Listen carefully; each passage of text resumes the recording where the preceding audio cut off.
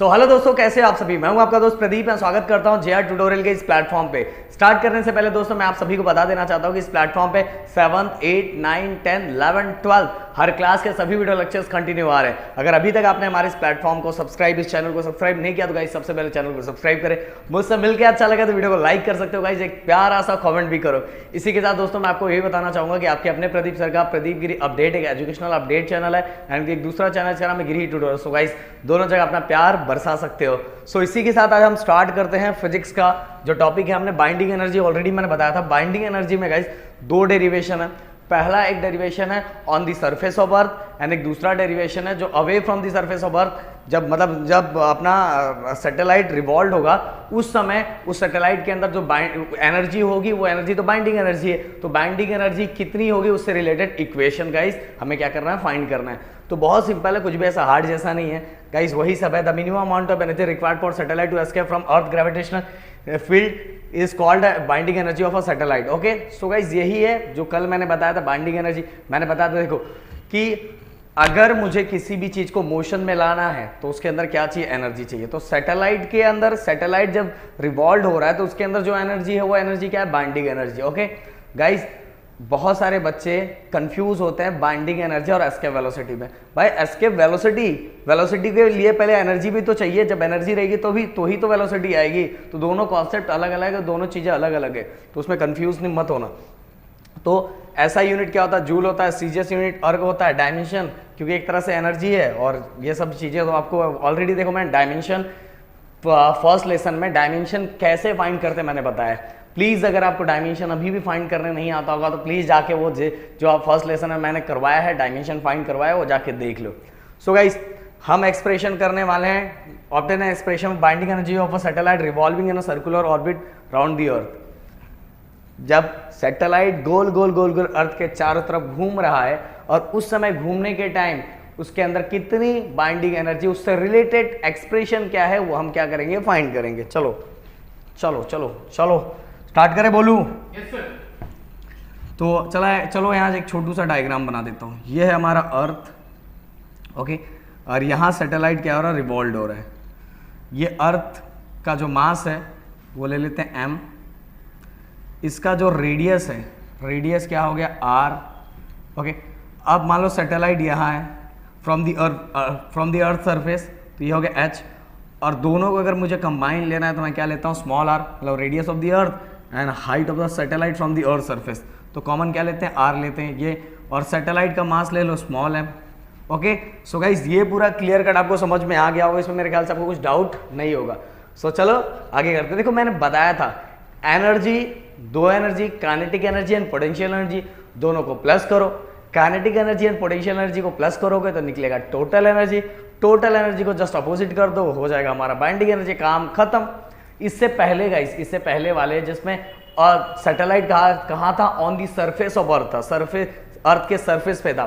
तो जब वो रेस्ट पोजीशन पे है तो जब अगर कोई बॉडी मोशन में है तो ही उसके अंदर क्या होता है, काइनेटिक एनर्जी। क्या होता है, काइनेटिक एनर्जी। बट यहाँ गाइस सैटेलाइट कैसे है, तो वहाँ जब रेस्ट में था तो सैटेलाइट रेस्ट में था तो उसके अंदर काइनेटिक एनर्जी नहीं था पर पोटेंशियल एनर्जी था। अब इस कंडीशन में क्या हो रहा है, सैटेलाइट रिवॉल्व हो रहा है, गोल गोल गोल गोल घूम रहा है, तो इसके अंदर काइनेटिक एनर्जी भी है और पोटेंशियल एनर्जी भी है। दोनों को प्लस करेंगे, प्लस करके टोटल एनर्जी निकालेंगे और जस्ट अपोजिट कर देंगे, हो जाएगा हमारा बाइंडिंग एनर्जी। बहुत सिंपल सा डेरिवेशन है।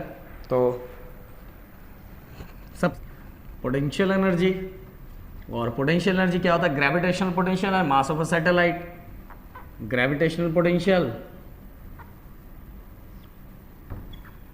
And mass of a satellite. Okay, so guys यहाँ मैंने r क्यों लिया, r मेरे लेने का मेन रीजन क्या है, क्योंकि अब इस बार जो सैटेलाइट है वो कहाँ रिवॉल्व हो रहा है, away from the surface of earth. Okay, earth के बाहर रिवॉल्व हो रहा है, इसीलिए गाइस हमने यहाँ स्मॉल r लिया। तो टोटल अगर मैं पोटेंशियल एनर्जी को कंबाइन करूंगा तो ये हो जाएगा माइनस GMM अपॉन r। ये हो गया हमारा फर्स्ट इक्वेशन, ले लेते हैं। देन इसके बाद पोटेंशियल एनर्जी हो गया अब काइनेटिक एनर्जी। काइनेटिक एनर्जी वही वाला फॉर्मूला 1/2 mv², और यहाँ स्क्वायर आपको पता है v मतलब क्रिटिकल वेलोसिटी। ओके, सो अब क्रिटिकल वेलोसिटी की वैल्यू क्या आती है, आप सभी को याद है, होना चाहिए। क्रिटिकल वेलोसिटी क्या था, under root G M upon R. Small R क्यों ले रहा हूँ, आप सभी को बार बार बता रहा हूँ, स्मॉल आर इसलिए ले रहा हूँ क्योंकि सैटेलाइट अब अर्थ सरफेस के बाहर रिवॉल्व हो रहा है, तो जो भी होगा वो कॉमन क्या लेंगे, हम स्मॉल आर लेंगे। सो गाइस देखो ये v ऑफ c की value under root G M upon R, but यहाँ स्क्वायर है इसलिए रूट कैंसिल हो जाएगा और यहाँ क्या बचेगा, G M upon R. So इसका काइनेटिक एनर्जी फाइनल क्या आ गया, 1/2 G M M upon R. So ये हो गया हमारा सेकेंड। अब इसके अंदर कोई डाउट, बिल्कुल नहीं। अब गाइस अब टोटल एनर्जी फाइंड कर लेते हैं। Total energy equal to potential energy plus kinetic energy. तो पोटेंशियल एनर्जी कितना है, पोटेंशियल एनर्जी कितना है, minus G M M upon R plus kinetic energy कितना है, 1/2 G M M upon R. Okay so guys अब देखो ऐसा कंसीडर करो, हमेशा ऐसा कंसीडर करोगे तो आपको कंफ्यूजन नहीं होगा थोड़ा भी नहीं। ये टोटल 1 है, 1 में से हाफ माइनस हुआ तो कितना बचेगा, हाफ, और ये हो जाएगा G M M upon R.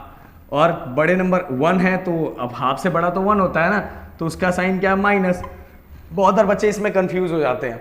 ये समझ लो 1 है और ये हाफ, तो 1 में से हाफ को माइनस किया तो हाफ बचेगा, और 1 जो है उसका बड़ा साइन क्या होता है, उसका बड़ा जो बिगर नंबर का साइन होता है वही लगाते हैं ना, इसलिए यहाँ माइनस हो गया। बहुत बार मैंने देखा अपने ऑफलाइन बैच में बच्चों को बहुत प्रॉब्लम होता है, समझ में नहीं आता, तो इस तरह से करोगे आराम से निकल जाओगे।